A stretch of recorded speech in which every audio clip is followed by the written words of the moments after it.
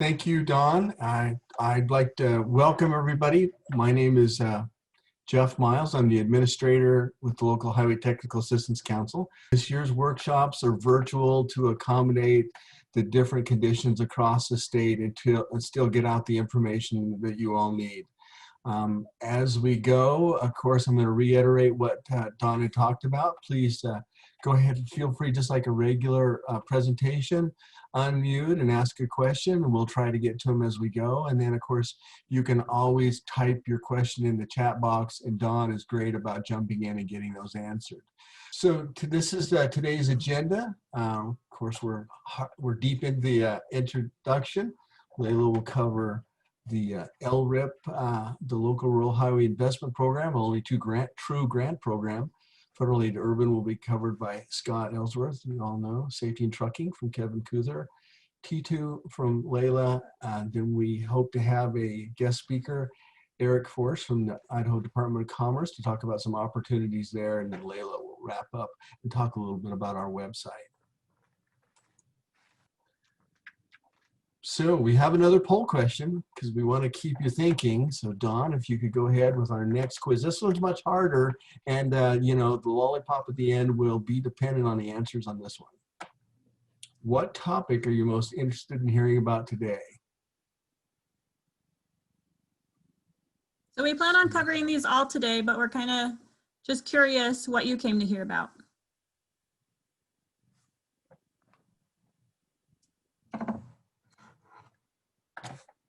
I thought you might put a stumper question in here, Don, but these are pretty good questions. So what topics are you most interested in hearing about today, guys?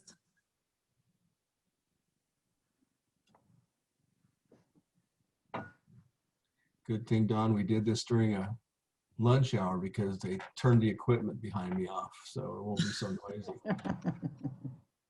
Shoot. All right, last call for our poll question. Okay, so we're going to share those back with everybody. Well, the I'm interested in all did carry the day. That question will be satisfied today, we hope. And it looks like there's a lot of interest in LRHIP. That is a great program where it's a straight grant. Plus, there's some great changes this year, Layla, we'll talk about as far as the amount of money we have available and some of the interesting things about that. So, oh, went away quick. So we'll move on. I wanted to talk a little bit about LTAC. For those of you who might be new, of course, LTAC is set up by the legislature about 25 years ago. We are governed by a council of 9 voting members, 3 county commissioners with roadway responsibility, 3 mayors from cities, and 3 commissioners from highway districts. And then there are each of the ex officio members, each of the directors of the associations are ex officio members of our council, rounding out 12 people on the council. You can see on the map where they're located at, and the council is always well distributed across the state, trying to represent you, the local jurisdictions. What do we do? Of course, I think a lot of you are accustomed to some of the things that we do. Technical assistance is in our name, and we give technical assistance at any opportunity or need you might have when you're working on any sort of problem, no matter whether you're a larger urbanized area or a very rural area. It's our job to provide you with that technical support for highway needs as you move forward. We have a great relationship with the Idaho Transportation Department, the Federal Highway Department, and the LTAP program nationwide to help draw on, as well as several other programs to help draw on to get you the answers you need for your local jurisdiction. Funding programs, of course, there's the urban, the bridge, and the rural that are from the STP-BG federal aid program that's given to the state of Idaho through the Idaho Transportation Department. Just a quick aside, that program is currently called FAST, and the president and the legislature did extend, it did end in October, September 30th, but the legislature and the president did sign an extension, so that has a 1-year extension for the law, and then there will be an extension of funding through the middle of December. That's already been signed. So the LRHIP program, that's the Local Rural Highway Investment Program. That's the grant safety program. Of course, covers a lot of the safety issues you work through, from safety audits to the safety program itself to assistance with everything from signal warrants to other kinds of things. We can give you assistance through the safety program, as well as freight and trucking answers. Of course, there is the FLAP, which is the Federal Lands Access Program, the TAP, and now I've forgotten, assistance program, and then the freight program. I just wanted to mention about those three programs. Those applications won't be going out this year, so we won't cover any of the application information. The FLAP is scheduled to be a year from now, and the TAP and freight are later next year, as to our understanding. Of course, we do these annual workshops. We have the T2 Training Center, and we have loan equipment such as the counters you can see in the picture. We have given some sign evaluation kits out so people can evaluate their signs to see if they meet the retroreflectivity. And we have some plain old tube counters and some new innovative pedestrian counters in case you have a pedestrian issue you need to work out. So today, the applications we're going to cover are here, the LHSIP, the LRHIP, and the urban. And at this point, I'm going to turn it over to Layla. I am going to be talking about the Local Rural Highway Investment Program, or LRHIP. As Jeff mentioned, this is our one true grant program. So a little background about the LRHIP program. This program was established in 2004, and we do have a board policy, an ITD board policy governs this program. The board policy was changed or updated this past year as we were able to renegotiate the amount of funds we exchanged to ITD at what rate. Before this past year, we exchanged, for every dollar of rural federal aid funds we exchanged, we received 61.67 cents back on the dollar. And as I just mentioned, we renegotiated that and got that increased to 80 cents on the dollar, which is a pretty big raise for the program right away. The other thing we did was adjust the maximum amount that we're able to exchange. We are now able to exchange up to $5 million of rural federal aid funds per year. This year, we're scheduled for this fiscal year 22, we are scheduled to exchange 4.7 million in federal aid for 3.76 million in state dollars. And again, with it being state dollars, we're able to give those as grants rather than following the federal aid rules and processes. A few other things in the board policy: the local must collect local taxes or have alternate funding, such as SRS funding. The funds cannot be used to pay yourself, the local agency, in any way. So they cannot be used for wages or equipment reimbursement. If your local agency, complete the work yourselves, that's great, that's your contribution to the project, but you cannot pay yourself back in any way. And then of course, all expenditures must follow state of Idaho procurement laws. Because the funds we are exchanging are rural federal aid funds, only rural jurisdictions are eligible to apply for these funds. And like most of our other applications, this application is scored by members of council and staff. There are a few different types of projects you can apply for within the LRHIP program. First, and definitely the most popular, would be the construction grants. We dedicate about 75% of funds towards construction. Those grants are capped at $100,000. And within the category of construction, we have federal aid match. So we will help a local agency who needs that financial assistance towards a federal aid match with that match amount. Historically, it's normally the programs we administer that folks are applying for federal aid match on, so the rural and bridge program, but we have allowed other federal funded programs to be applicable in this category. So if you have a project and you have to pay match on it for construction, let me know and I can help figure out if this would be the best application for you. With construction only, there's a 1-year hiatus. So if you receive construction funds, construction or federal aid match funds, the next year you cannot apply for construction again. You can apply for a different type of funding, but not construction in back-to-back years. That's just to make sure the money is spread around and everyone gets an opportunity. Next, we have transportation plans. About 15% of funds go towards transportation plans. If you do not have a transportation plan in our rural jurisdiction, I cannot encourage you enough to apply for these funds. The new plans, we fund up to $50,000. Also, we now fund updates to old transportation plans. So if your plan was funded 10 years ago or more, you may be eligible for a plan update. And again, that's capped at $30,000. We fund sign projects, sign replacement projects. About 10% of the funds go towards sign projects, and those grants are capped at $30,000. The last workshop, we had a few questions on this. That is just for material purchase, $30,000 of material purchase. And again, these grants are focused on regulatory signs. However, you can include other community signs in your application. You just get more points for the more amount of regulatory signs you're funding.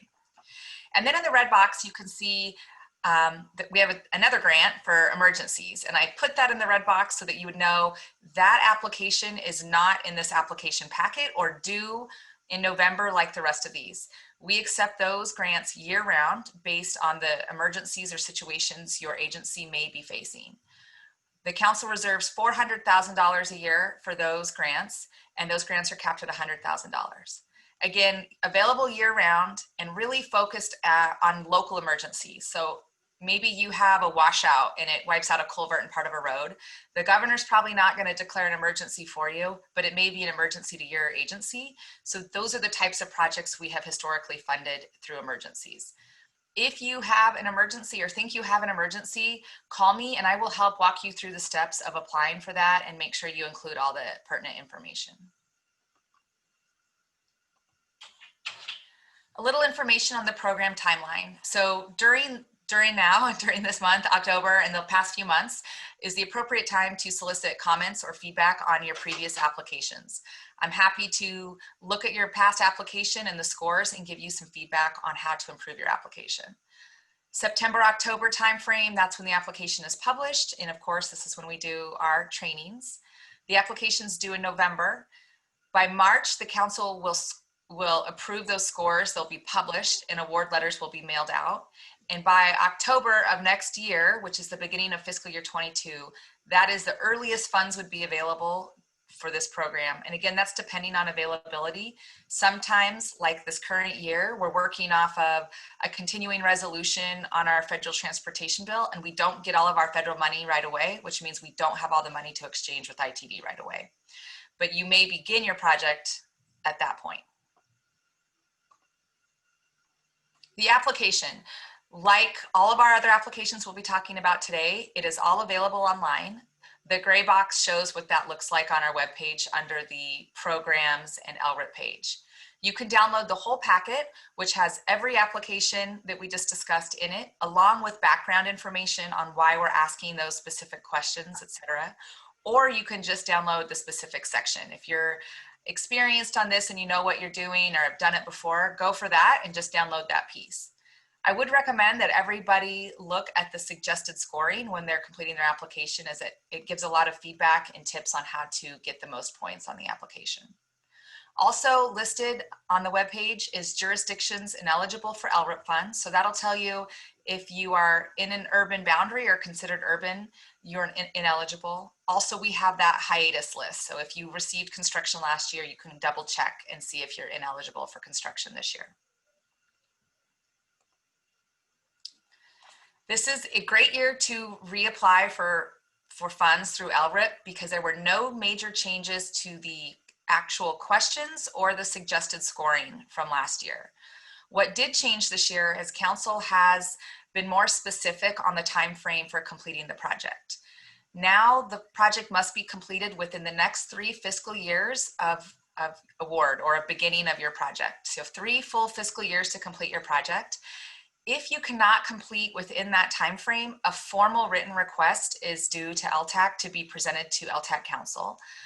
This is to help ensure that the funds that are given out are being spent right away, getting that money on the roads, making those roadway improvements, rather than lingering out there for 5, 6, and 7 years. For the majority of local agencies, this won't be a problem because most of you get your project done within the 2 to 3 year time frame as it is. But this is the only change to the LRHIP application this year. Moving on to the application, when I do the scoring summaries, I see some common themes throughout of where people are missing out on points. So I wanted to make sure everyone was aware of some areas to keep an eye on. First, question 1 and 2 are scored by LTAC Council, but that information comes from your annual Road and Street report that you submit at the end of each year. The questions 1 and 2 are also consistent on the other applications, so we'll just talk about them this one time. On question 1, first and foremost, please make sure that line 67, your ending balance, is 0. If it is not 0, you should not be eligible for LRHIP funds, because that is in the information from, or excuse me, in the suggested scoring. You'd be eligible, but you would receive 0 points. Let me back up there. So if you have any dollar amount on ending balance, you would get 0 points for this question. What the intent here is you have line 64, your closing balance for the year, and then line 65 and 66 should be where that money, or the topics where that money is retained for. Line 65 is funds obligated for future specific projects. So if you are saving money for either projects or equipment purchase, you would put that money, or that information on line 65. And then line 66 is funds retained for general funds and operations. So I'm sure most of you, or hopefully all of you, retain 3 months or so of funds for general operations in the case of an emergency. That's where that money would go. If you report those $2 amounts, your ending balance should be 0. One reason it's very important to show 0 is the Road and Street report is published on ITD's webpage and available for anyone to look at. And definitely in the past, legislators have gone and looked, and if they see a large amount in the ending balance, their question is, why do locals need more money if they have all this money that is not accounted for or extra at the end of the year? So it is really important that your ending balance is 0. To score the most amount of points on this, you would have more money for funds obligated for future projects than in your operations. Even if you don't have a lot of money to save, putting some money there, showing that you're saving for your future projects, helps you score more points. On line, or question 2, this is where you would report your other funding. So the state, line 17, total state funding, is your highway distribution account funding. That's the money you get every year from gas tax and registration fees. To score more points on this line, you would have money under line 11 and line 18. So local funding and secure rural schools funding. On to question 3, this is the question where you get to sell your project to our council and to the scores. So this is your short answer, 1-page question to explain why you need this project. And you can see here in the question, it asks for the importance and need of the project to the community and jurisdiction, regional and safety benefit, and overall impact to the system. So I believe there's about 5 things listed there. I recommend bolding those words or using subheadings to make sure that when our council members are reading 80 of these applications, they make sure and see that you have answered all 5 of those questions or all those topics. So make it very obvious for them that you're answering all the questions that we're asking. And then please include a map. Often when I go back and review these, I see either a variation of score for this question. So someone might give you 8 points and someone might give you 14. And that's because it's not very clear to each of the scores. So you want to make it very clear to them that you're answering all of the pieces of that question. Question 4 asks, are you involved with an active multi-jurisdictional transportation group? I believe most of you are. I know there's a lot of really great groups across the state. So that is one part of this question, but even if you're not, you can still gain quite a few points on this question by answering the rest. So if you're in a group, was your project ranked in the top 3? That's about half of the points. Then the question asks, list examples of cooperation with other agencies. All of you do some type of cooperation or agreements with other agencies to be more efficient. So are you plowing a road or doing a road swap with another agency because of the locations of your sheds? Do you purchase material together? Do you share employee resources by flagging for them and they flag for you? There are a lot of opportunities to gain more points here. Please do not miss that part of the question. And then include up to 3 letters of support. To get the most points for that, include 3 letters of support. Don't just submit 1, you will not get all the points for that.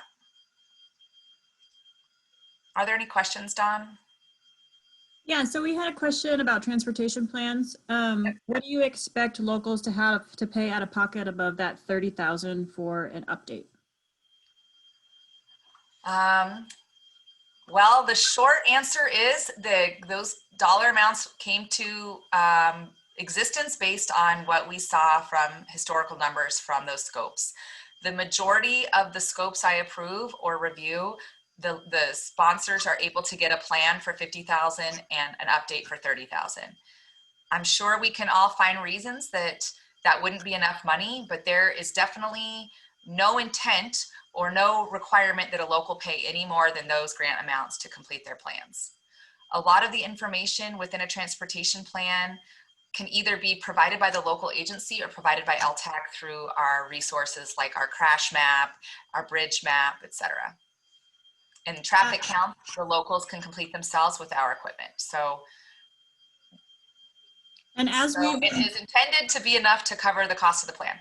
Yeah, as we've been taking in the closeout paperwork, a lot of the ones that I've been taking in, they've asked for 30,000 for their plan update, and then that's the total that it ended up being. That's a lot what we see. There is no match requirement for any LRHIP grant. So the local does not need to contribute any more money than the grant amount for any of these projects.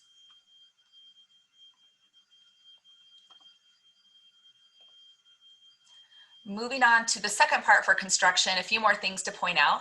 Question 5 is, do you have a pavement or sign management program? This is questions 5, 6, and 7 all are an area where I see applications fall a little short.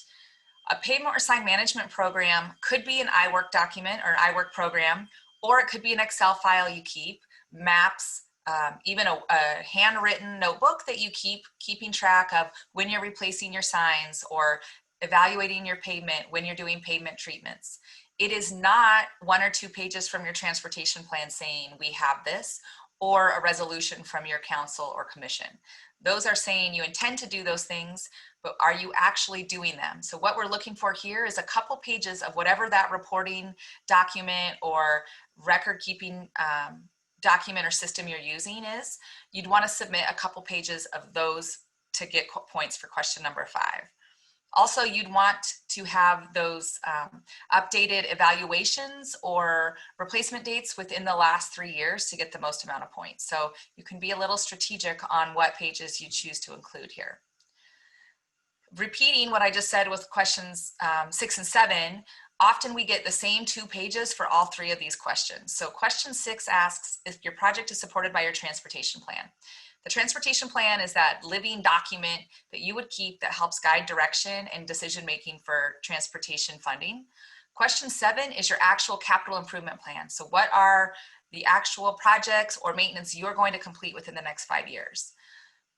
One question I've received is, how can it be on my CIP if it's unfunded? And that is how it's listed on your CIP then. You can list unfunded projects or unfunded priorities, but have it included in both those documents to get the most amount of points here. If your project is maintenance, which many of the projects are, in your transportation plan, it might say to complete chip seal every 7 years or something like that. That would be enough to support your project if that's what you're applying for. But questions 5, 6, and 7 should have different documentation and support documents for each of them. Question 8 is the training question. We ask if you're involved with the Road Scholar, Roadmaster program, or other training programs. So you can take training from other resources. We just need to have record of that submitted with your application or prior to your application. It's definitely not too late this year to take advantage of some training and get some points for this. I'll talk about it later with the T2, but there are a lot of free training opportunities right now. And to get about half the points, half of your staff, 60% of your staff needs to be have completed 2 or more classes. Everyone should have first aid if you're working in the right-of-way. I know everyone at LTAC has first aid. I believe most of your employees do or should, so that would count as 1 class. They would only need 1 more class to score about half the points on that question. Question 9 is, have you unsuccessfully submitted for this project before? So it needs to be specific to the project you're applying for. But if you reapply, there are more points there. You get those bonus points for being tenacious with your project, to keep coming back and not give up and get that project funded. So definitely reapply. And as I mentioned, this is the year to reapply since there's no major changes. A couple examples of some construction projects we funded the past year. You can see that both of these local agencies did contribute local funds, but again, it is not a requirement. It is just what they chose to do. A pretty basic chip seal project on the left picture, and then a bridge replacement for Bannock County on the right. Federal aid match. So again, these funds and this application is really aimed at local agencies who do not have the means to pay their match on a federal aid project. Using the projects we fund as an example, 7.34% of a $2.5 million project could be 2 and 3 times the budget of some local agencies. So these funds are intended to help those folks out. At the top of the application, you can see the unnumbered questions are asking questions based on your road and street report. Basically, if your closing balance is more than what you're asking for, why? So it says, if no, proceed to the next question. If yes, not eligible, or submit an explanation.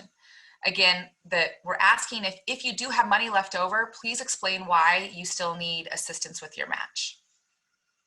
And then down to question 3. Again, questions 1 and 2 will come from your road and street report. Question 3 is that short answer for why you need the financial assistance.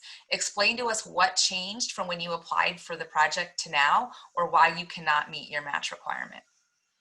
And as a reminder, federal aid match is for the construction portion of your project, not for design fees. Your project must be scheduled for construction within the next 2 fiscal years of this award year to be eligible for these funds. On to the transportation plans. So again, pointing out question 3, this has the multi-jurisdictional question. It has the were you rated in the top 3, and then again, the cooperation. You don't need letters of support, but do not miss the points for the cooperation, whether you're in a multi-jurisdictional transportation group or not.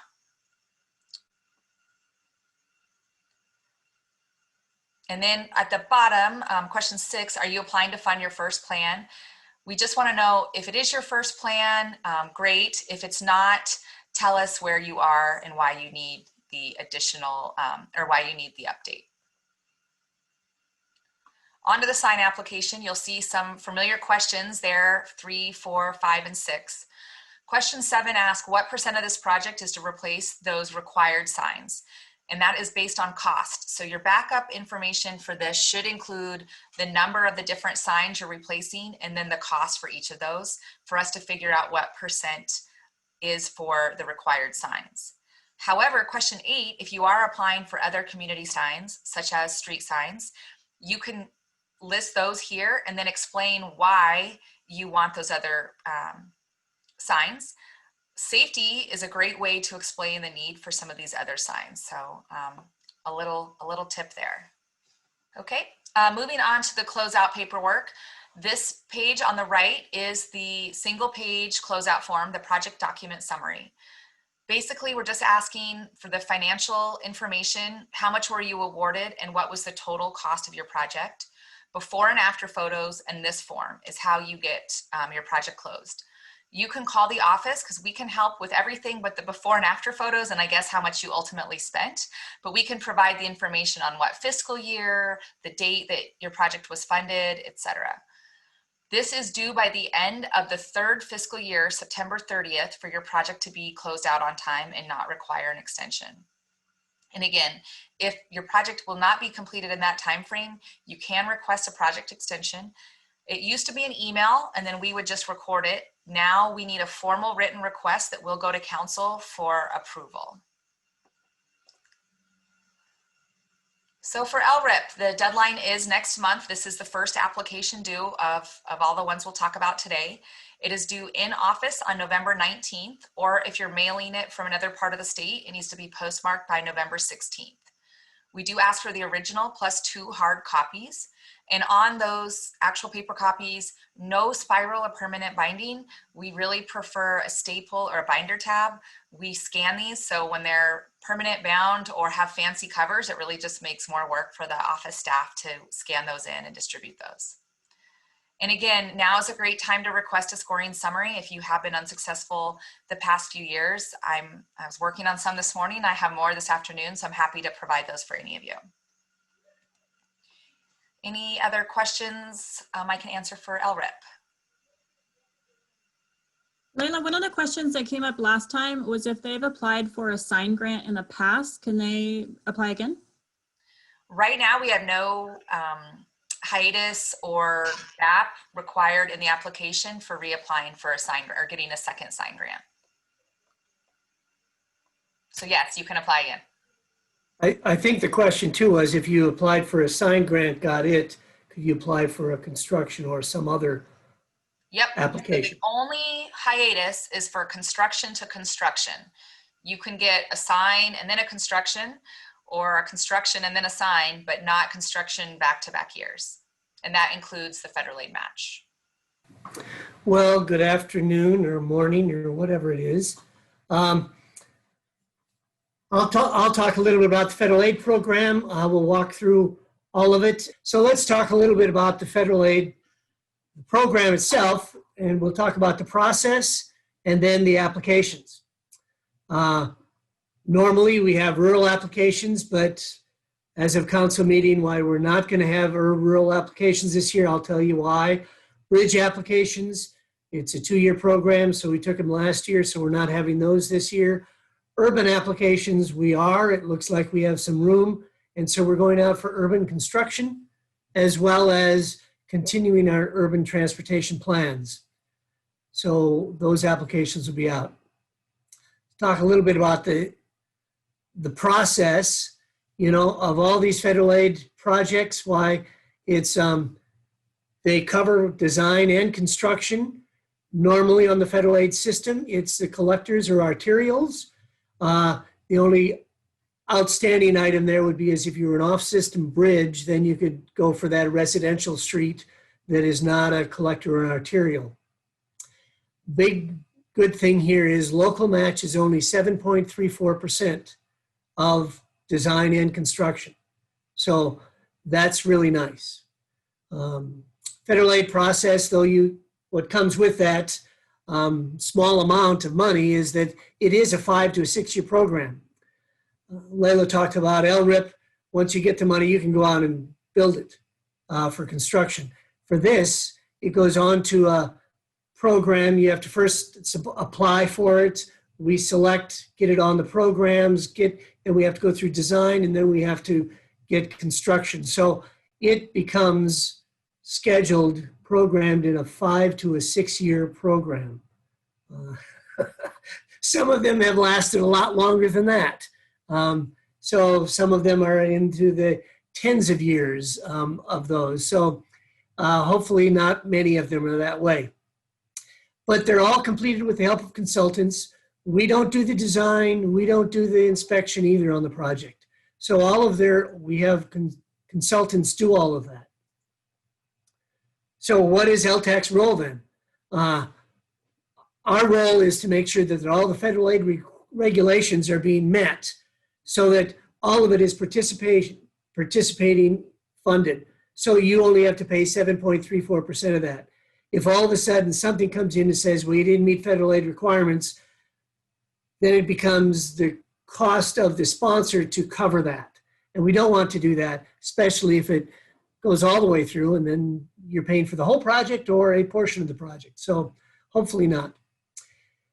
There are only 3 agencies in the state that can administer federal aid, and that is ITD, ACHD, and LTAC.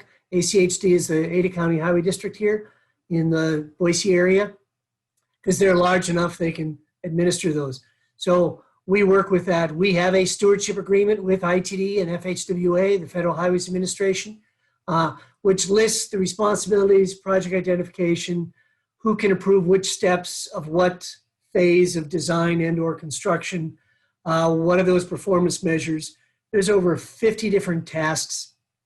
We just renewed our stewardship agreement and we got a few more approvals on our side, so we do not have to go through ITD in order to get some of those approvals. So, but we work with that and make sure that that happens on your projects. So the life of a project, like I said, it's 5 or 6 years. You submit your application, we score them, rate them, council does that. We rank them up we figure out how much funds we have available in the program, and we get them on the Idaho Transportation Improvement Program, the big ITIP, 5 to 7 year program that they have. Once you're on that, and we have you coming up for the next year, like right now, we're just starting fiscal year 2021, we would be talking to you about state local agreement for development. That's for the design of your project. And we'd be working with you on that, on getting that signed up, and you pay a deposit on that to get that started. We'd be working very closely with you as a sponsor for consultant selection, whether that's a request for information off a short list, or whether it's a full request for proposal off of anybody, any consultant can submit. We'll work with you on how you want to design that, and go through that, rate them, and select and negotiate with that consultant. Once they're on board, they will design the project, normally 18 to 24 months, roughly. Once it's completed, we have the final bidding package ready to go. We'll be working with you on a state local agreement for construction. To this point, we would be looking at all the design monies we're being paid. And while you go through design, the sponsor pays the consultant and then gets reimbursed the 92.66%. So you're paying your match as you go through the design. Once you go to construction, we take a look at how much it's anticipated to bid out and what those costs would be. And the sponsor would pay the remainder of the 7.34% at that time, so that it's their money's in the bank before we can go to construction. Idaho Transportation Department bids the project, and then LTAC would work with the sponsor to identify and select a consulting engineering inspection consultant, or a CE&I consultant, and work through that process. And then we'd work with you on getting the full complete project constructed. So that's kind of a step-by-step process. It goes along very smoothly all the time. So looking at federal aid program on the rural, I put these in here because Kevin likes these rural participants here, these cows around. But for the rural application, let's talk a little bit about that. Is for all counties, highway districts, and cities under the population of 5,000 are eligible for the rural program. It's normally a 2-year application cycle. 2 years ago, we went for application. We used that same list. In 19, we put two projects in on the ITIP. And last year, we put 2 more projects in on the ITIP. This year, we should be coming out for applications. However, we have overprogrammed due to cost increases of all the projects in our program. We're running with 112 projects right now in the program on the rural bridge programs, and we're overprogrammed. So we are not taking, council decided this last month to not accept applications for rural this round. Should we get something in there, we'll look at that, maybe even use the last list and see and go talk to you about those if we can get something in. So in essence, we are not taking applications this year. So sorry about that if you're all ready for rural. The bridge program, talk about that. This is local bridge and off-system bridge, so it's 2 programs. The local bridge is on the arterials and collectors. The off-system bridge is on the projects that are smaller, the roadways that are smaller than that. All cities, counties, and highway districts are eligible. It doesn't make any difference where you are. The bridge is defined as 20 foot in length and carries a public road. So last time we took applications, we decided to change it to a 2-year application cycle. So we took them last year. We have that list. We got 3 projects on the ITIP from last year. We'll use that same list for this coming year if we can get some more projects on the list. Again, we're overprogrammed, so I'm not sure whether we're going to be able to get anything on, but we will use that same list for for getting on that program if we have room for it. Any of these, you can go out to our website, go to the bridge of the rural, pull them up, and you can see where those ratings are, and you can see what projects we got included onto the ITIP, the latest ITIP.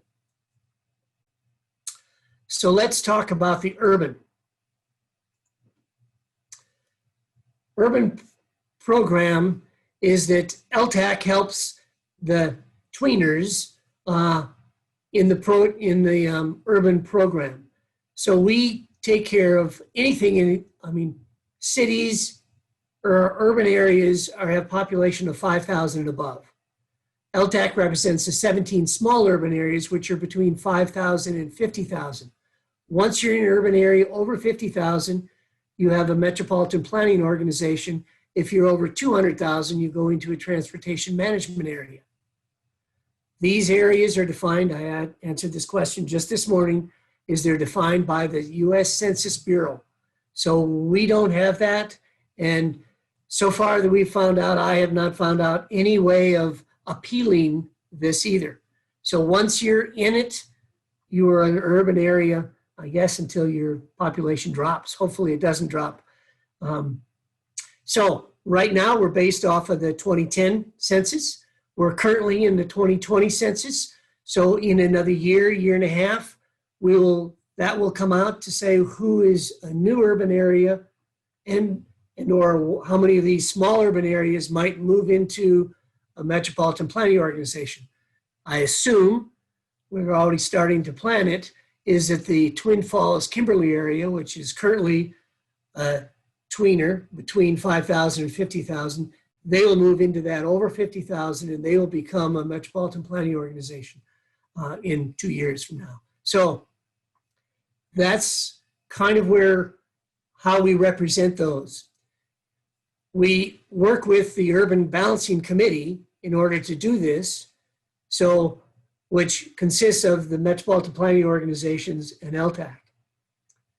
This year, it looks like we have a number of projects that are out there in year 6 or preliminary development that are far enough along that we should be able to move them out of that into a year for construction. So we look like that there's going to be an opportunity to get a new construction projects on the program. I say we hope that's the opportunity. We have to work with the balancing committee to make that happen. So we're going for applications for that, as well as a couple of years ago, we instigated the urban transportation plan application because a lot of these areas like Rigby, a lot of the smaller areas used to use LRHIP monies to get their transportation plans. Once you become an urban area, you're no longer eligible for LRHIP. So we were trying to find a way to get there and fund their transportation plans, which we're doing that in various locations right now. So let's talk about urban construction. One application per the urban area. So if you're in like Twin Falls, Kimberly area, if you're that area, there's one application, not one for Twin Falls or one for Kimberly. It's one application for the Twin Falls, Kimberly urban area. Those that are eligible, the Burley area, which is Burley, Heyburn, and Paul, and parts of Minidoka County, Jerome, Payette, and Fruitland, Rexburg, Sugar City, then the Rigby, Rupert, Sandpoint, Dover, Ponderay, and Kootenai, that's all one area. Star, which is really ACHD, owns all those streets there, and then the Twin Falls, Kimberly. You can use these for road rehabilitations, new roadways, overlays, chip seals. It's pretty simple application process. So we can go in and it's projects that are on the arterials collectors. So if it's a residential route, that's not there. It has to be on the federal aid classified system. We have the only thing that we've really changed this year from previous years. We haven't taken the urban construction for a few years now because there was no room in the program, is that we're trying to limit this to $3 million for construction engineering. So total construction, including inspection, about $3 million. There is no penalty for that yet, but last time we went out, we had one that was a $9 million project, and there's no way we can fund that because we just don't get enough money in the program in order to fund a $9 million construction. So we're looking at $3 million. We did the same thing for bridge, so it's kind of the similar thing on that. Our applications are very similar to all other applications. Need the cover sheet, the vicinity map. The federal aid project request is once you get on the program, that's what we send to ITD to get it on the formal program, as well as the how did you estimate your project cost. We have a score sheet with support documentation, put it in order so that we can follow that through, because there are people that do not know anything about your area that could be rating and scoring your application. So don't assume that everybody knows this is a really good roadway or a really important roadway for the area. We also need a resolution of elected officials because it's a 5 to 6 year program. Maybe your city council is not the same city council currently, you know, from the application to the construction stages. So we want to have the city on record of supporting this project. There's 9 total questions. We give you a rating criteria as well as a why did we ask that question rationale. If you notice, the most points are for project narrative and purpose and need of the project. As Layla was saying, sell us on your project. Why is this so important for your area, for the whole surrounding area? If you're in an area with multiple jurisdictions there, get them to support that, to say, yes, this is what it's all about. We ask for multi-jurisdictional transportation group. Are you coordinating with others, working this? You know, we don't want to have a nice improved roadway stop at the boundary and it's a non-improved roadway beyond. We want it to be able to say, we're building this for a good arterial because it's an arterial beyond this too, or it's going to be. Asset management, is it on your transportation plan and your capital improvement program? Yes, daily traffic is still there, but are you active in the T2 program? We want to know your employees are trained to make it more efficient all the way around.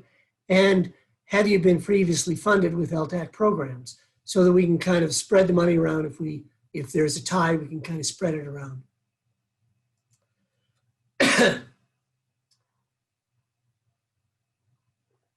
Let's talk about the urban transportation plans. It's an urban area, so we want to have the urban area, one transportation plan for the entire urban area.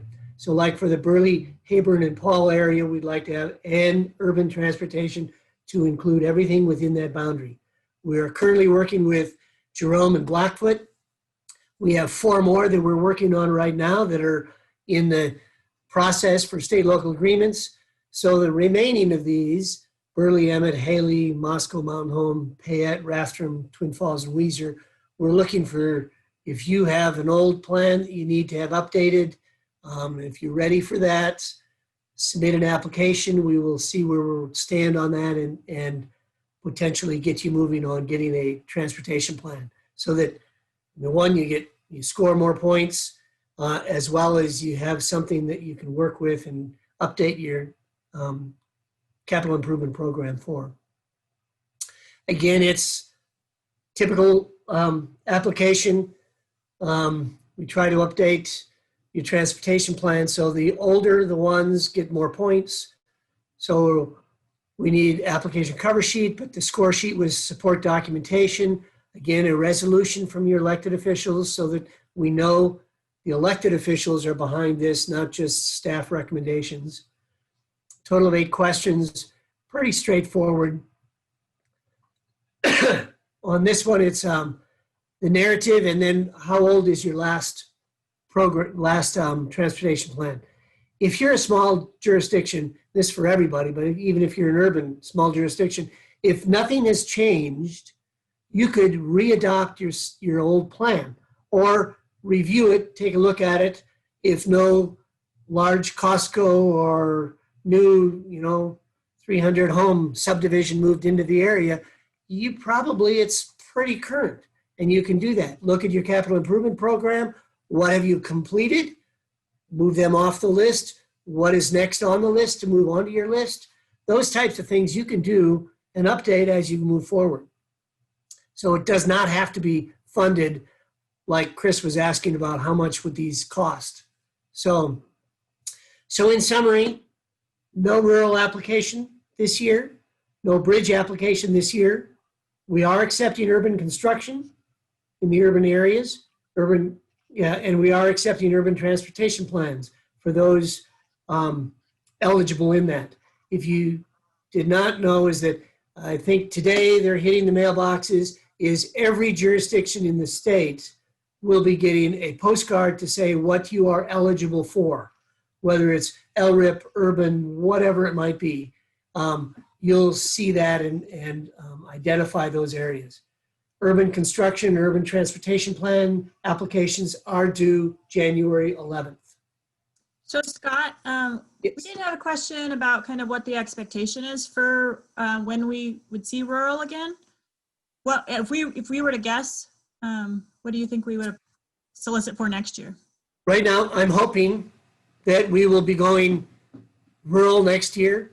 But if we get a stimulus package, we might be able to clear out some of these over-programmed to the program.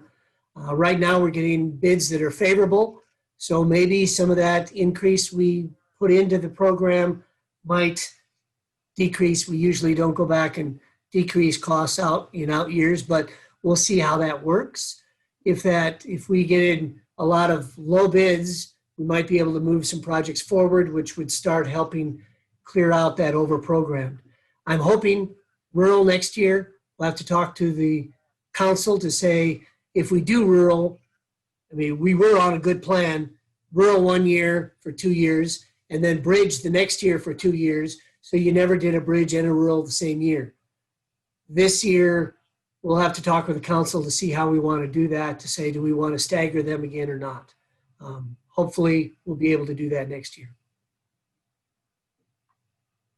Other questions?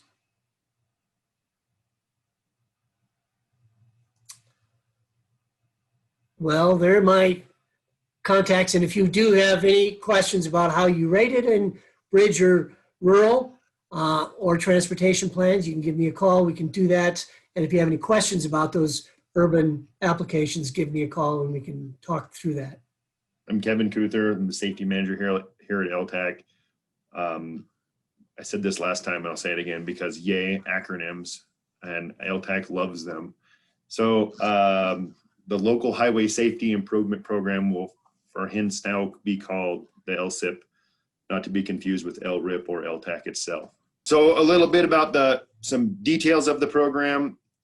It is funded through the Federal Highway Safety Improvement Program, and then the L is the local portion of that.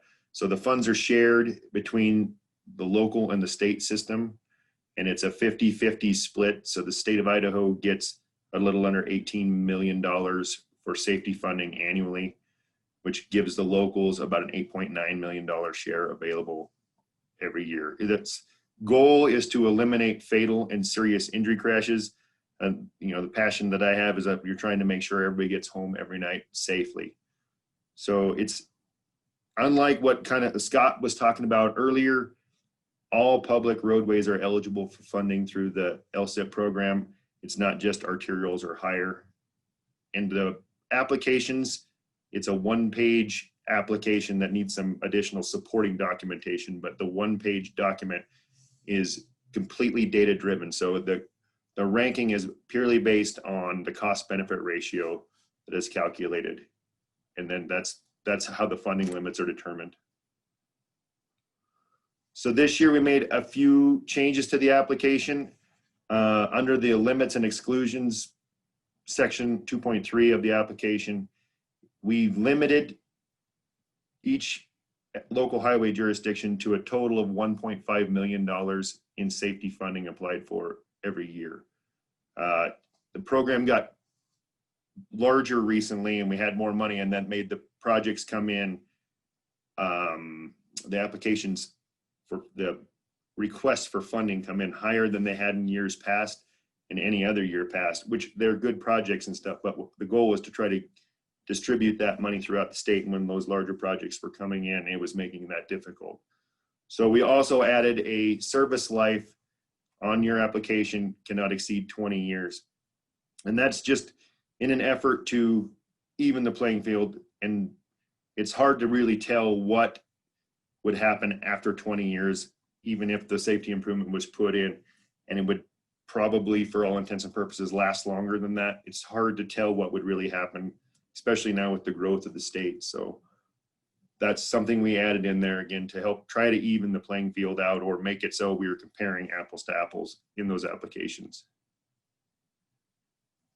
Some history of the program. The first year LTAC administered the program was fiscal year 14. And since then we've allocated over $63 million in total funds to 57 different local highway jurisdictions in all the ITD districts of the state. We've had contracts with 44 different design firms and 17 different CE&I firms. The distribution, I put up a current distribution graph. It shows that District 5 is only received 3% of that $63 million. That's not because we have anything against District 5. It's just traditionally that we see less applications from that district than any other every year. So where is the information? And since we are doing this virtually, I'm going to try to make that show up so you can see. We'll go through this live.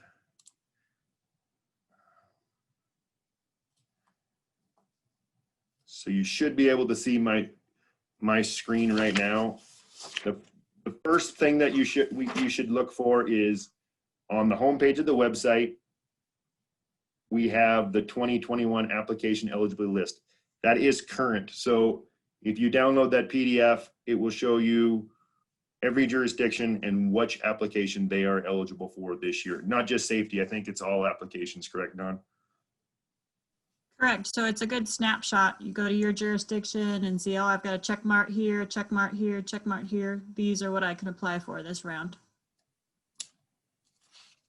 And so the next thing you would go to for safety, now we're back to specifically safety, would be the crash map. So we have an interactive crash map that has the data from 2015 through 2019.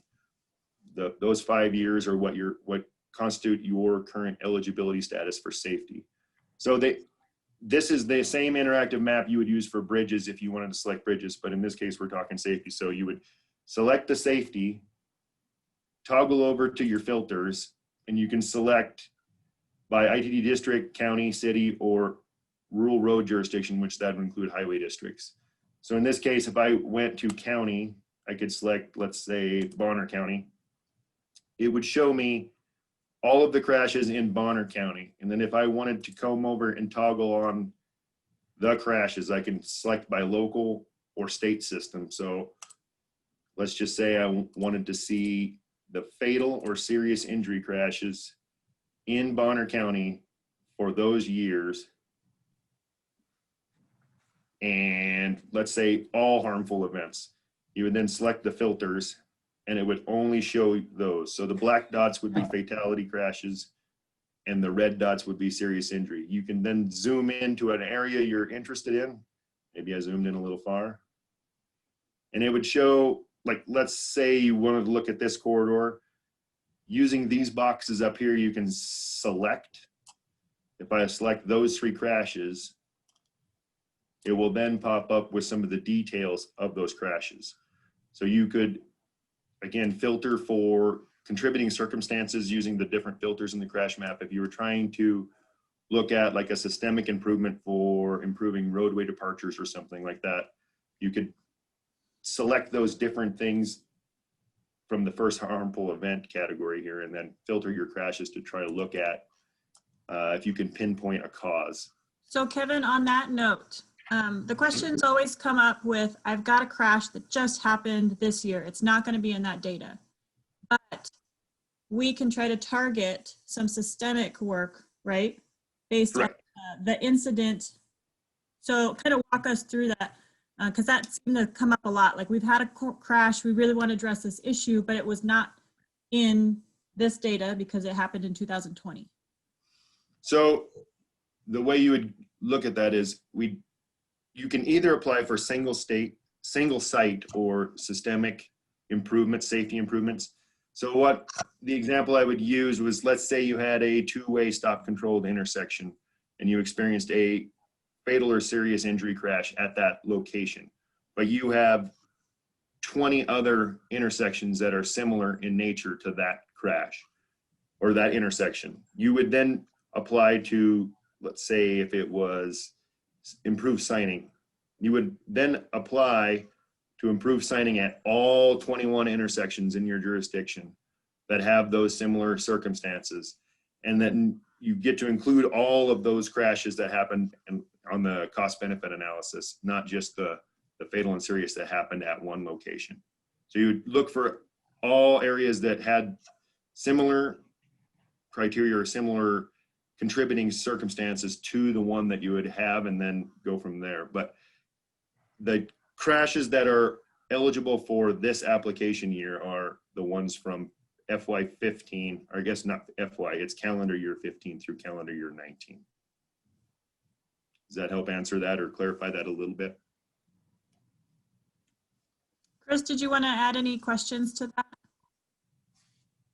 So technically the crash that happened in 2020 would not be on this data, but we can find similar instances and kind of tie it into a systemic fix that hopefully can affect that intersection or that cause of your 2020 accident. Yes. And it's not in a, like I said, it's not in an effort to eliminate that crash or not address that crash. It will come up in the next application year. It's just in an effort that's just the line that we had to draw to get the applications out and then have everybody be operating from the same data set. Thanks, Kevin.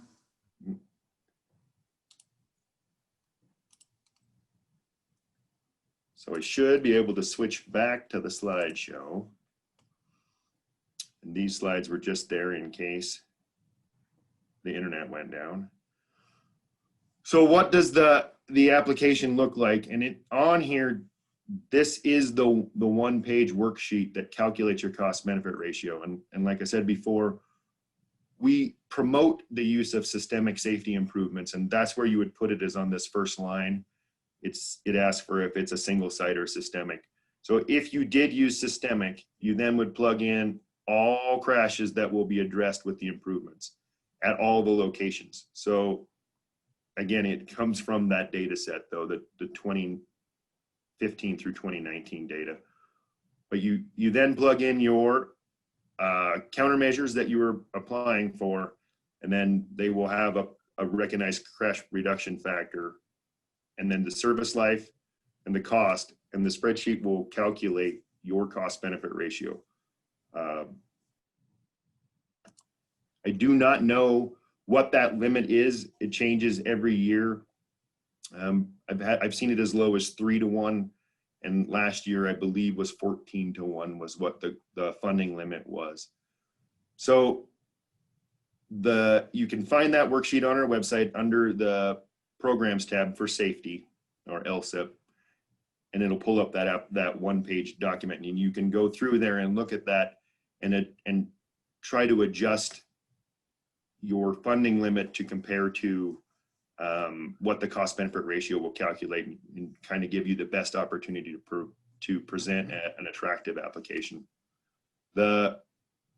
We go through them kind of a 10,000 foot level review of your estimate that you put in, because yay math, if you put in that a roundabout's going to cost you $30,000, we would say baloney. I mean, you've put $30,000 in there for a roundabout, it's going to make that cost benefit ratio go way high, but we all kind of know that it's not going to cost you that. So we're trying to get these things programmed as accurate as possible.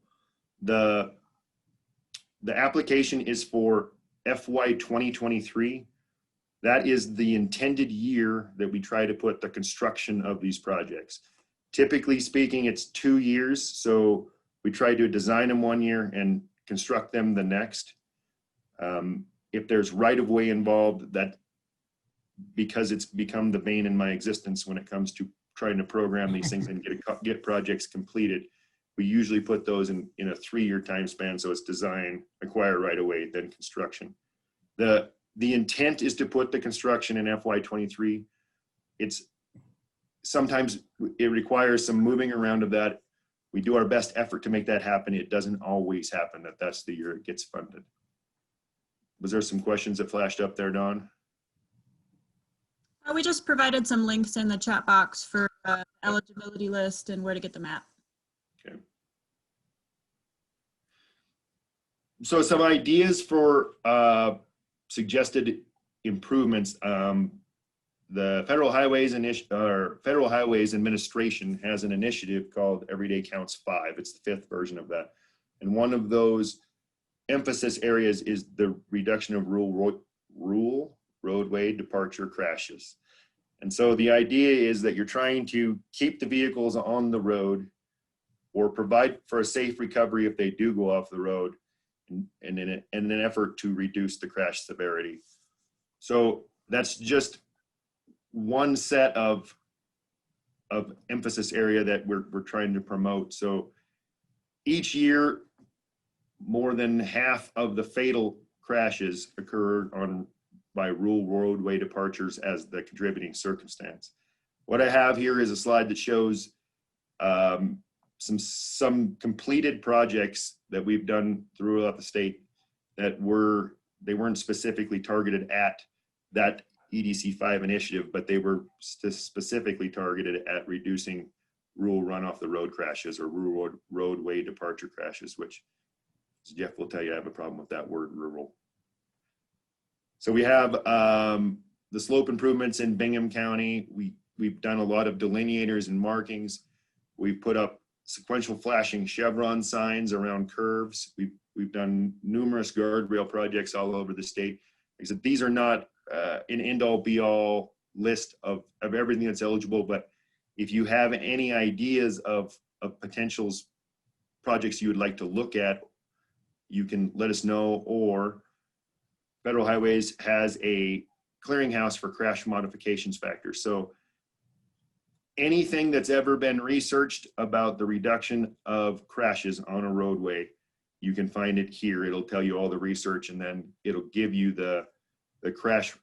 It'll give you both the crash modification factor and a crash reduction factor, which in engineering terms, those are just inverse of each other. But those are the information that you need to put into these lines on your application.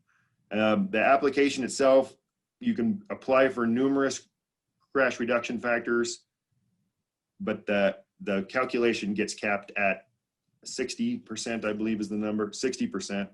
And then, so you can put in as much as you want. It just keep in mind that if it doesn't start to change it, that's because you probably exceeded the 60%.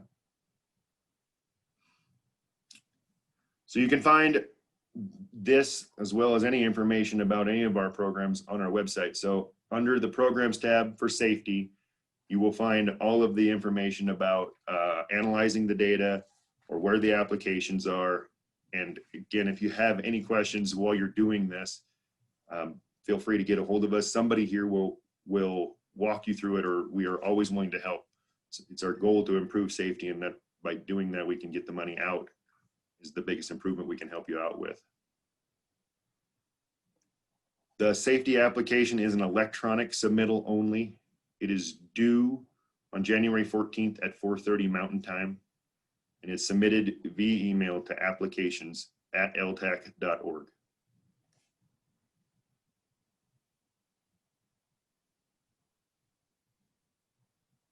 And I didn't see any other questions pop up, but if you have them, now's the time.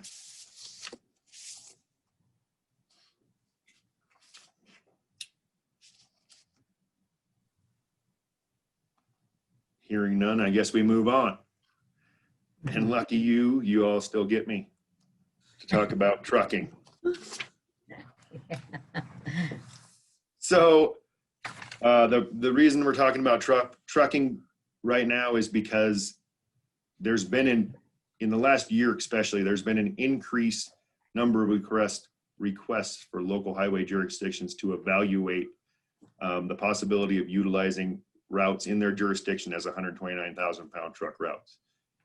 So I wanted to kind of go through some of the information and clarify some of the misconceptions out there. There's a big difference between a permit and an approved route. So the first thing is that a local highway jurisdiction would have to review and analyze the viability of a route as 129,000 pound. And then you have to approve that with an ordinance or a resolution before a permit can be issued to travel as 129. So anybody can use a 129,000 pound permit to travel on an approved route, but the first step is that route has to be approved for use for 129,000 pound trucks. And then either way, if the local jurisdiction issues their own permits or has ITD issue permits on their behalf, they have to submit that information to the state, and they will include that on their route maps so that the truck driver, the permit holder, knows which route they are eligible to travel on. Whoops. So I say it whenever I come out and talk to anybody. I in all circumstances, me or anybody from LTAC works for you, the local highway jurisdiction, and I will do whatever it takes to support the direction you want. So my goal though is just to encourage each local to work with ITD to ensure a complete freight network, because the idea is not to have somebody approve a 129,000 pound truck route and then have it dead into their neighboring jurisdiction. So it just takes a little bit of coordinated effort to make sure that everybody in the surrounding area knows where you're trying to get the trucks, because from a local standpoint, you guys know where those trucks are trying to get and where they're trying to get to. So you would know where those routes are ahead of time. The improved enforcement is that if it's difficult to tell you to have the locals determine what a truck weighs, but if you have a route approved and a route listed on a map and then the truck is not on that route, then that's the enforcement, the improved enforcement that you would have. You could pull the truck over, the truck driver could be notified, you know what route you're supposed to be on, this isn't it. So that's what I said, it's ability to protect even the non-approved roadways by indicating to the trucking community what routes you want them on, versus kind of the wild, wild west mentality that's happened in the past where they can go anywhere they want. So we have, again, under the resources tab on our website, we have a trucking tab that says we'll have all of the information that you could possibly need or want. And if it doesn't have something, you can get a hold of me and we will help you find that information. So the first thing that Matthew has done a really good job, Matthew's our GIS guy, he's done a really good job of having the ability for every jurisdiction to download a scaled 11:17 map of all the routes in your area or in your jurisdiction. So you can then, if you wanted to submit that map to ITD to have for inclusion on any of the truck routes, whether it's 129,000 pound or over width or over height, you can get that information submitted to them in a format that they're used to or accustomed to. If it's not something that you want to do and you want to put color crayons on a Google image, that is fine too. So that's just a copy of what that looks like. So this is a map that the city of Gooding produced that shows the 129,000 pound truck route that they wanted to include. They submitted that to ITD. It only entails one route in the city that is completely under the jurisdiction of the city. So they through resolution or ordinance, I can never remember which one is which for a city or a highway district. I think it's a city ordinance, but they approved that as a 129,000 pound truck route to get somebody to a truss manufacturer. I think they make trusses out there. So that's just an example of what it looks like. So like I said, I know that proportionally few of your roads are engineered or constructed to the same standard of ITD. and you might not even know what that road is made out of, but if you can coordinate those routes with your jurisdictions, you're going to ensure the safety and reliability now and those routes in the future. So in an effort to help you guys determine maybe what your roadways are made out of, the legislature created a modification to the law that created a fund. It's called the Local Technical Analysis Fund. It was started in July of 19 and it sunsets in the end of July of 21. So currently, that law is set up that you as the jurisdiction can request the initial $5,000 be paid by the shipper who's requesting you approve or analyze a 129,000 pound route. And the fund then has an additional $5,000 that we have an MOU with ITD, we being LTAC, has an MOU with ITD that we will help administer those funds. We will analyze the application, then submit it to ITD for funding. But that is, so in total, it would be a total of $10,000 to help you analyze a route. The law says that you may request that initial $5,000 from the shipper. It doesn't say you have to. So that fund is supported by an additional $5 fee that every jurisdiction, whether it's the state or a local, is supposed to collect for every permit issued over 105.5. So every permit that you as a local highway jurisdiction issue, you're supposed to charge an additional $5 and then submit that to ITD on a monthly basis. So a little bit of an update on the Local Technical Analysis Fund. To date, it has $150,000 available. Again, that money sunsets in July, at the end of July of 21. So I don't know what happens to it if they don't change the law or extend that law, but it currently has $150,000 in it. We have distributed approximately $40,000 to local highway jurisdictions to assist in the cost of analyzing their 129,000 pound truck routes.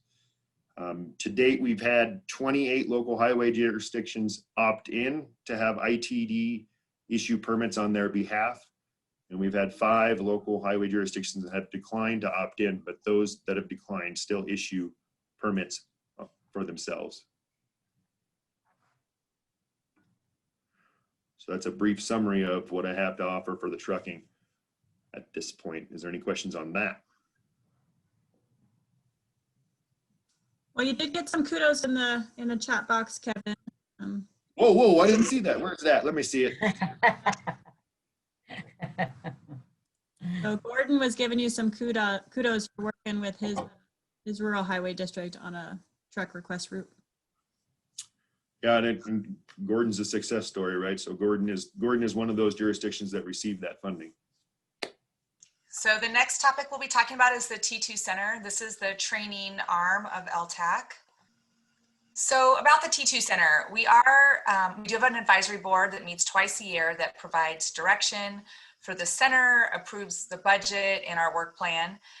That is a great way for the locals to provide feedback. The advisory board is made up of local employees. This is not elected officials like the LTAC Council. So many of our great recommendations and suggestions have come from the advisory board.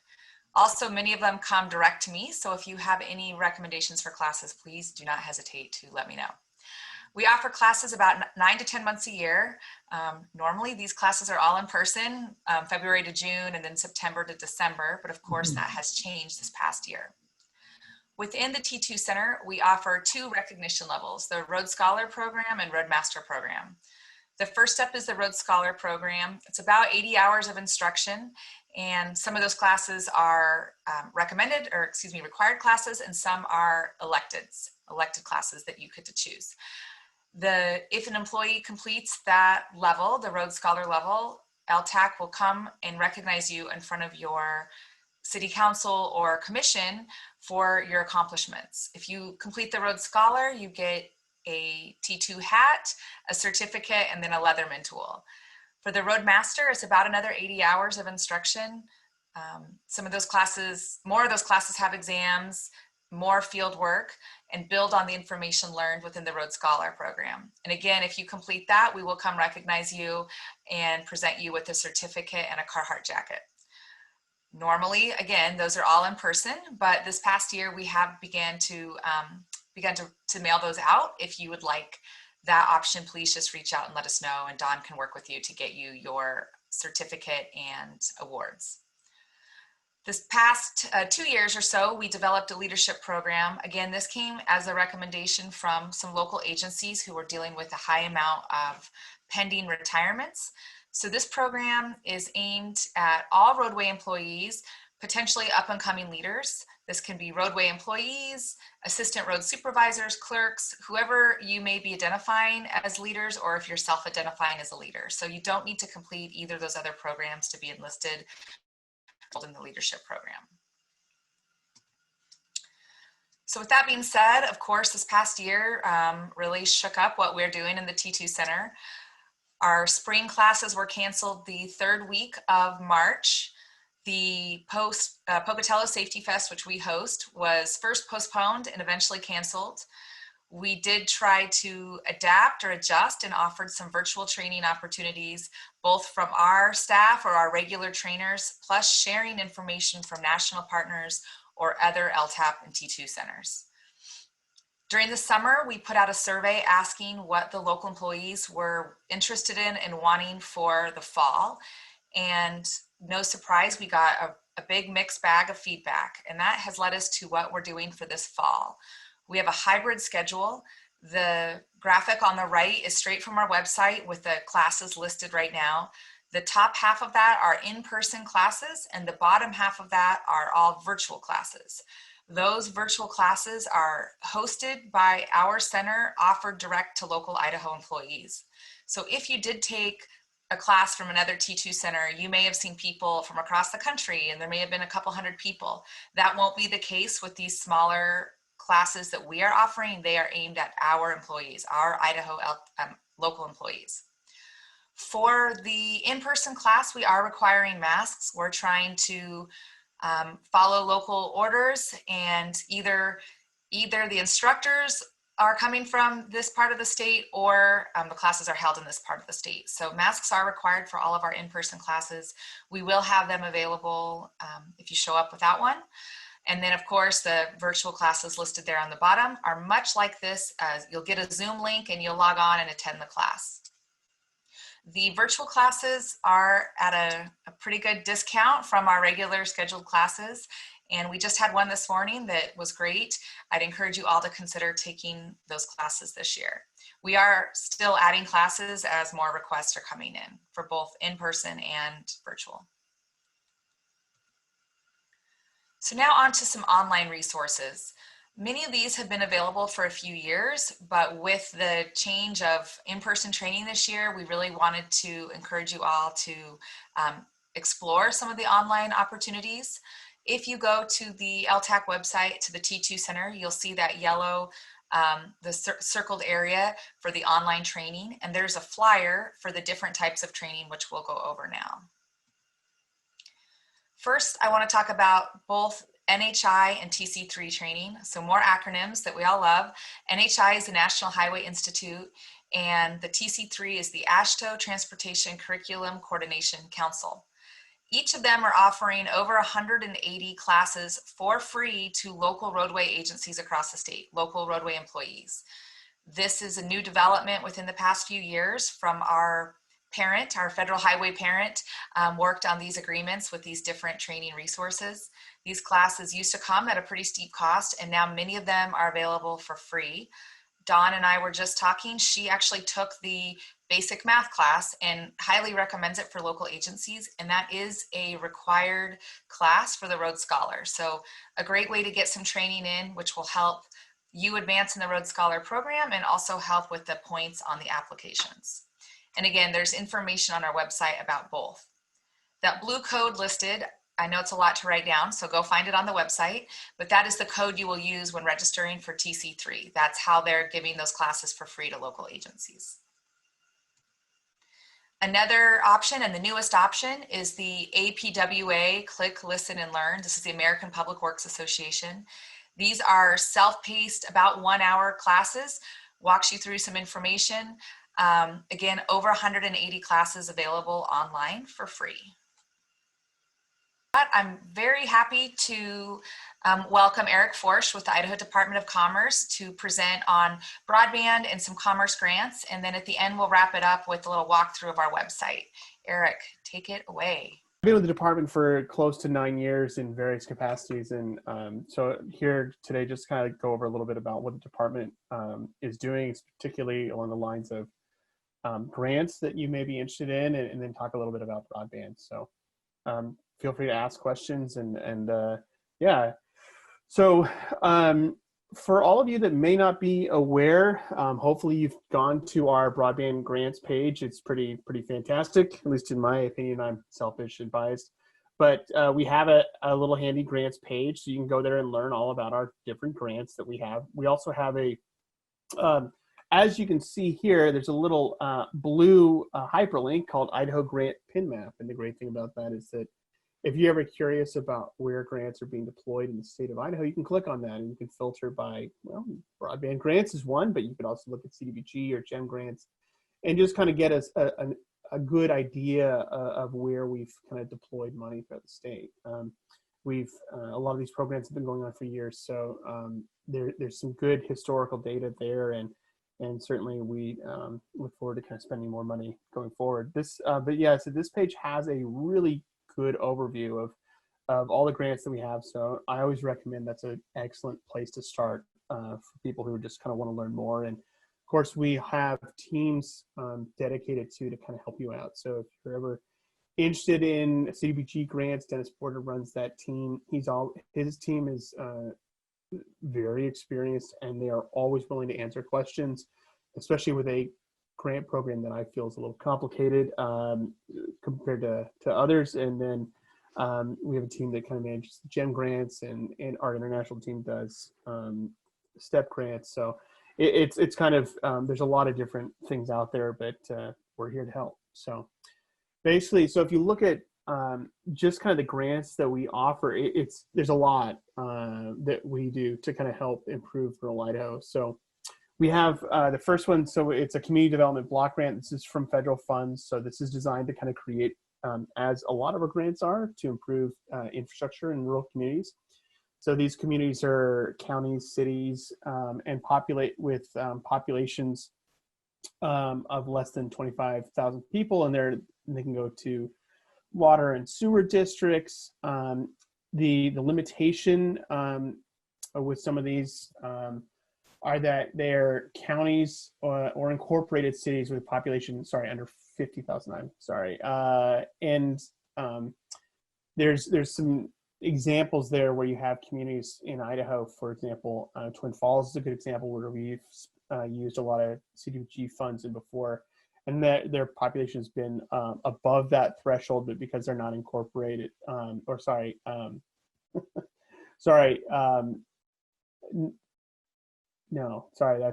anyways, there's, sorry, I'm getting confused. Anyways, but there's been there's some different cities out there that have kind of hovered with this, and they've flirted with being incorporated and not. And so there's some cities that may qualify and some that may not. So what you want to do is, before you kind of go all gung-ho on applying for some of these for a CDBG grant, you want to check with Dennis's team. There's fire districts that can apply. We've done a lot of senior centers and community centers, which is really great. There's, I said, sewer, water, curb, gutter, and other various architectural work. We've done a lot of housing projects with IHFA with these funds. So there's a lot of cool things that we do with these. It's a quarterly application process. So just kind of keep that in mind, and plan accordingly. But these are great options. The other one it's called the RCIF, so it's a Rural Community Infrastructure Fund. It used to be called the Rural Development Block Grants. So we changed the name a little bit so it's not quite as confusing. But these are cities with a population less than 25. They're funds that go to the state, so there's not things that are tied to like CDBG, which is like Davis-Bacon wages and other environmental requirements that go with it. So it's a little bit less arduous. Counties, again, can apply, and cities, tribes can apply. So, and again, it's like extension of streets and waters and sewer lines. With that, you have things like anyways, so you have it's a lot of the same sort of criteria as with CDBG, but it's just not as there's not as many requirements. The challenge with those is that the pool is smaller, so we generally like to use CDBG wherever possible and see if it's a good fit. So you can kind of use those dollars first and then move on to RCIF. And then, of course, we have the next one, which we use a lot for infrastructure, which is called GEM grants. And these are, again, an even smaller pool of money, but these are for communities of less than 10,000 people. So these are to help communities improve infrastructure. Again, very similar to like our other grants. And they're with job creation, really with job creation retention projects. That's where we like to see the activity happen. So if you have we had a project in Eastern Idaho that was, they were like a dairy out there, and they were going to do an upgrade to the dairy and bring on, I think, 100 more cows and potentially hire another 10 people. And this is in a very rural community. So, you know, in that sort of community, 10 new jobs is amazing. And we did a GEM grant to kind of do a water line extension to that facility. So those are the sorts of things that we really look at with GEM grants and are really beneficial and really score high. We also do various planning grants with that. So we've done some broadband work in terms of doing a broadband study with those. We've done other feasibility studies with those grants. It's not something we do a lot of, but it is also another option. So I would say, as you're talking to communities and you're trying to kind of get help them with the planning process, and if they're not ready to put in the infrastructure but they want help, maybe explore that as an option and kind of see, you know, maybe if they need help coming up with a planning document, reach out to us and see where, you know, if what we're doing might be a good fit with our grants. So let's see here. The GEM grants have it's a $50,000 cap, and that pool of money is relatively small. We do it at it's 4 funding rounds a year, and the funds do run out quickly. So just kind of keep that in mind.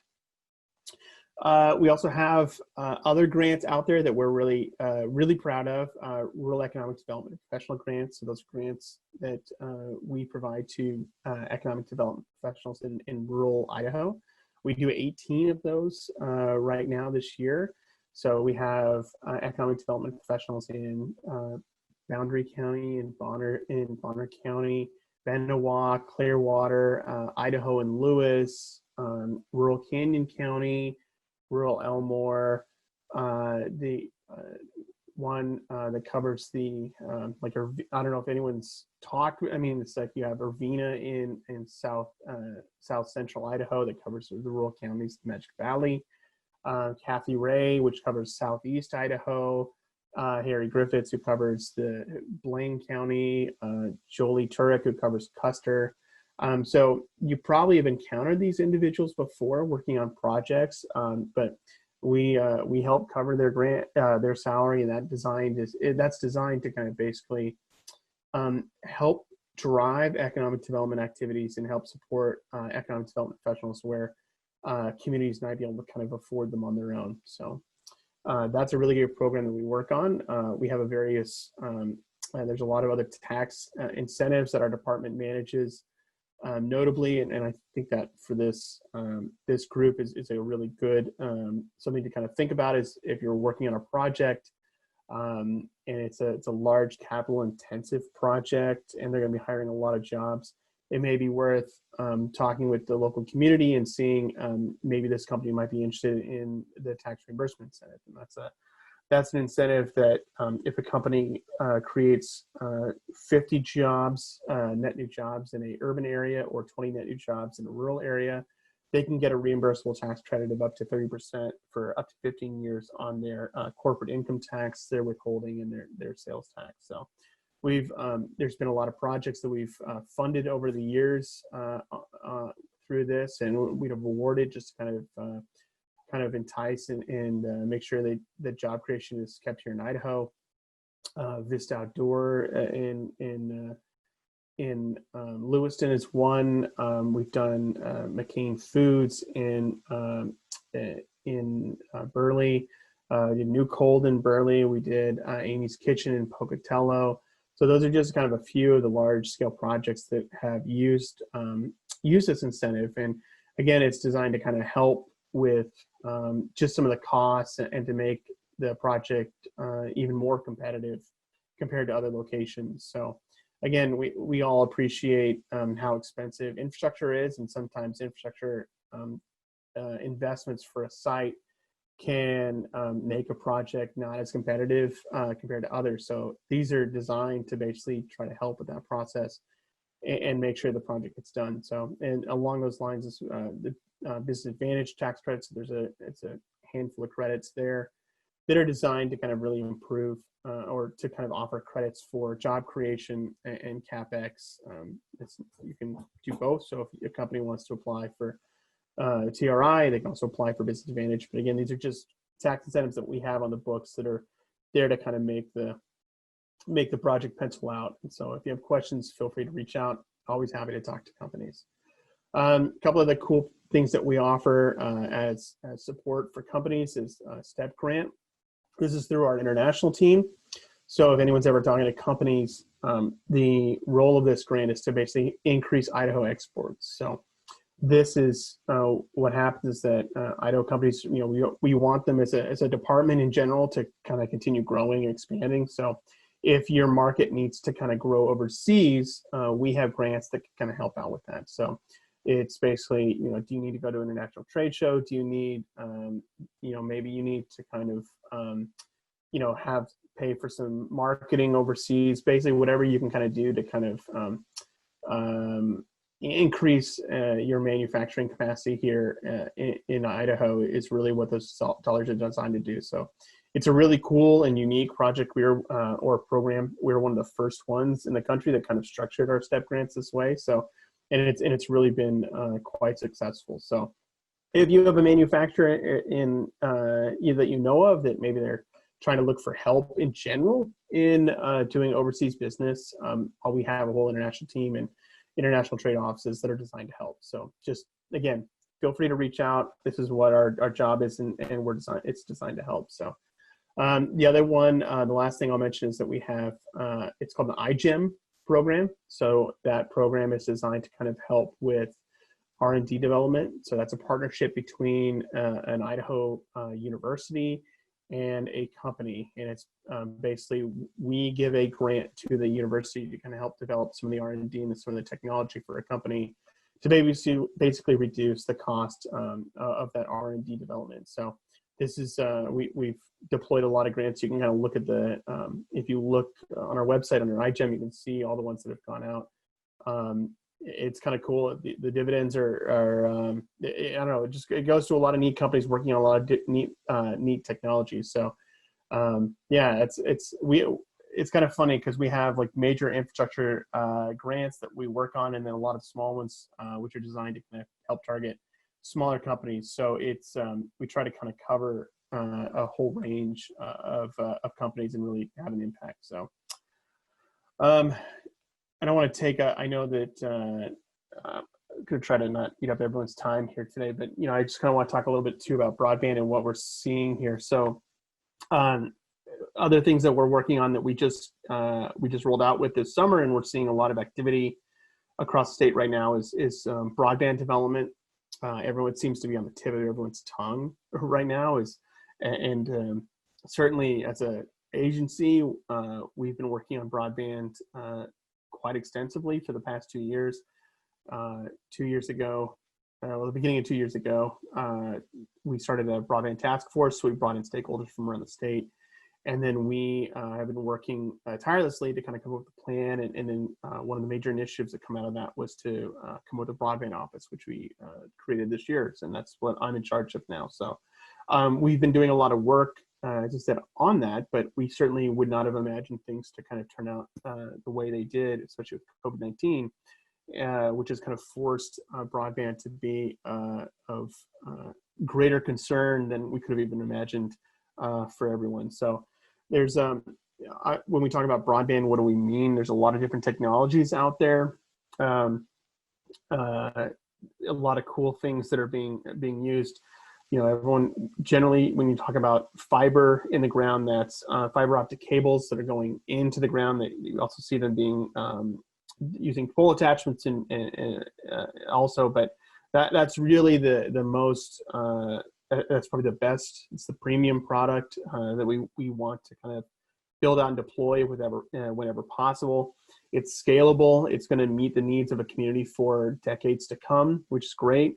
But it's also expensive, as everyone here knows. Digging the ground is the most expensive part of it. So usually what you'll see is in a lot of situations across Idaho is cable or DSL, which is building off of fiber infrastructure, and then they'll do the last mile using cable or DSL. Those slow down speeds, but it still presents a good opportunity for those communities. One of the challenges we see in North Idaho is where that infrastructure is lacking. So we also have areas where it's hilly, there's lots of rivers, there's trees, and that's where we're seeing a lot of deployment with fixed wireless, which has really been a really great addition to the technology platform. And we're seeing a lot of growth in that area. Mobile broadband is something we expect to see and can kind of continue as cell phone companies continue to kind of grow and expand and strengthen their infrastructure. You obviously hear a lot about 5G, which is so, and that's especially with T-Mobile. So you see that happening right now. One of the challenges, especially with 5G deployment, is of course you still need fiber on that backbone to kind of run between towers. So you still need to kind of build out that fiber infrastructure, but the promise of 5G, I think, is real as long as you're close to those spots where you can kind of pick up the signal. But and then of course we have others like satellite technology, and so that's really on the cutting edge, and we're hearing more about that every day. So you have SpaceX, which is using they're rolling out a technology, and they're working on a project now in Washington. And to kind of roll out and kind of offer better coverage again to very rural communities. So those are pretty exciting technologies. But and the great thing about that is that, as you might imagine, no community is the same. So it's all about finding the right technology that meets that community's need. Something else that we're kind of really paying close attention to is obviously we're seeing a ton of growth here in Idaho. So I pulled this earlier this week. This is just kind of give you a sense in the change in population between by county in Idaho from 2015 to 2025. So again, you're seeing growth where you might expect it. For me, some of the promising things is from some of the data visualization is that, I think rural counties are going to continue to grow, or at least should see some growth, and that's great. If you would have asked me, 5 years ago, whether I expected all the rural communities in Idaho to kind of continue growing, I don't know if I would have said that, but I think one of the opportunities about COVID and the opportunities related to broadband infrastructure deployment is the greater opportunity for people to move to more of these rural communities. So work from home, of course, is a part of that. We're seeing tremendous growth. There was a recent Gallup poll actually that said nearly 60% of workers across the United States are working remotely, and 2/3 of those employees who have been working remotely would like to remain working remotely. And even it's crazy. We just saw a story this week too in Forbes magazine where Sandpoint was labeled a Zoom town because so many people are moving up to Sandpoint to live there and work remotely. So I think these sorts of trends are going to kind of continue. So to address that, what we've been working on is this summer we worked on the Idaho Broadband grants. So of those, we had 102 awards, and we for $50 million in funding. We based on the awards that we handed out, they kind of come up to about 43,000 households. These targeted really underserved in rural communities, and we broke it out into 3 types. So we did a household grant, a public safety, and a telehealth. Household grant, as the name implies, was really designed to kind of improve connectivity to households in rural Idaho. So that's where that 43,000 household number comes from.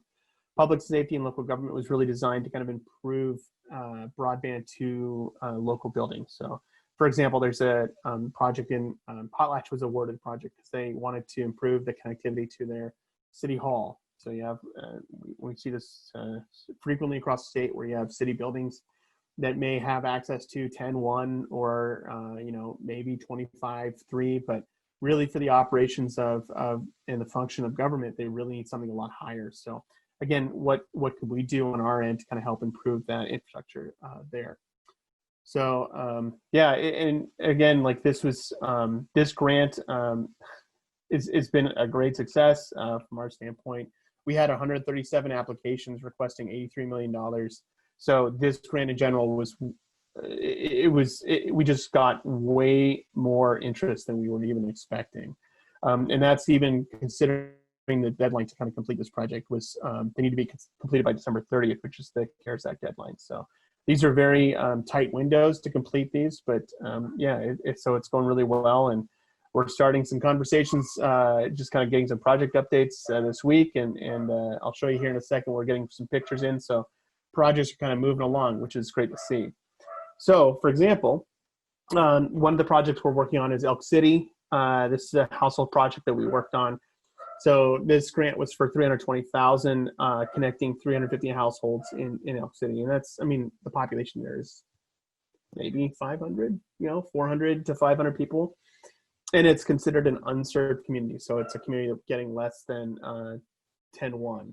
So, and really what, you know, for some of the residents, this is, they were getting, there was a tower in the area, but they were getting basically, because of the trees and the location of it, a couple were getting 12, maybe 12.4, 10.1, but more, most citizens were getting something less than like 10.1, maybe in the 5 range. So, you know, for these citizens in there,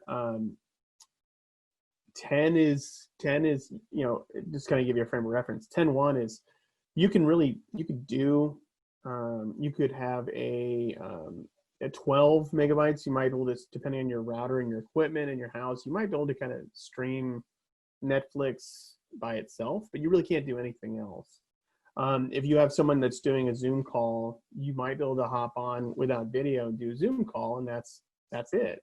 But you won't be able to do anything else. And I think that's really the challenge, and what COVID has really highlighted is that for a lot of these homes in these rural communities, having a broadband connection where you're maybe getting speeds of 10.1 used to be okay, except when everyone's home and they need to be connected. And so that's really the challenge. So anyways, this is again, this is just kind of a really exciting moment for us. And we're really looking forward to kind of watching more of these projects kind of build out. So there's also a lot more resources too. So, you know, if you're ever talking to small businesses, please don't ever reach out. If you want to connect SBA, SBDC, Twin Business Center, we have economic development districts who are all about, and they're great resources too for people on the call. You know, they're great at grant writing. So if you ever need help looking for infrastructure grants, please don't hesitate to reach out to our economic development districts. And of course, there's other resources too, which are designed to kind of help improve communities. So lots of resources out there, and we are here to provide a lot of assistance. So as I said, if ever you just have questions, don't feel free to reach out to me. I'll route you in the right direction, and we'll hopefully solve any problems you have. So thank you. I'll leave it there in case you have any questions. Okay, thank you so much, Eric, for joining us today. Moving on to wrap up for today, I just wanted to show you guys a few things on the website for those who have never gone to our website before. Almost everything we talked about, I guess, today is all available on the website. So starting here on our landing page, all of the newest information will always be here. So you can see information about the applications, the workshops, which you guys are here already, so that's great. The T2 Center registration was one of the more recent things. So the newest information will always be here on the landing page. Then up here along the top, you can see other buttons that you can click. So I'm going to go to Programs tab. This will be where you could find information on the different funding programs and applications we talked about. So here's federal aid and the different programs that Scott mentioned, the FLAP program, safety, strategic initiatives, LRHIP, all the different funding program information will be here. If you open any of these up, it will take you to a whole page dedicated to that program. Information on the background, how much funding is available, previous award year information, the application, etc. And then here, the fourth button at the top is resources. This is everything else you want to know about or learn about. So you can see here at the top is information on the Road and Street Report. That page has 3 or 4 recordings now of different presentations LTAC has put on regarding the Road and Street Report, and step-by-step, line-by-line instructions as a PDF on how to complete that report. We have commonly used documents, the equipment loaner information that we talked about, any information that we have available for equipment that we're either loaning, or if you would like to list some equipment for sale, we are happy to put that on our website as well. The new version of the ISPWC came out this year. There's a tab for that. Manuals, we're constantly redoing manuals. I think there's 4 that will be updated by the end of the year, posted here to the webpage. And then maps, always a lot of information on the maps and information that you could use towards any of the applications we discussed today. So we have an interactive bridge map that you can look at all the bridges 20 feet and over in your jurisdiction. The crash map that you'll use for your safety application, but also should be used when looking at your transportation plans. The project map, this has all the federal aid projects on it. You can go and look and see where your project is as far as towards completion or what phase it's in. And then the small structures map. Last year we talked a lot about collecting data on small structures. That information is now here in a map. These are for structures 10 to 20 feet. I believe Dawn has reached out to everybody about confirming their data, but if you want to go look at that information, it's here as well. Also a tab for presentations. So as Dawn mentioned, one of these 3 workshops that we are filming will be posted here, as well as the actual PowerPoint presentations for you to flip through and look at, and information on trucking. So resources is a good catch-all for all the other information you'd want to know about. The T2 Center I mentioned before, that's where you can find the list of classes we are currently advertising. Back to the home page. If you would like to receive more information from us, if you're not getting our emails already, if you scroll to the bottom, there is a button for subscribe. And if you click that subscribe button, here's what you would do to the information you would fill out to subscribe to our emails. So some basic information about who you are, where you're located, and then you can select what information you choose to receive or not receive. I encourage everyone to select everything because it's easier to delete an email than never receive it.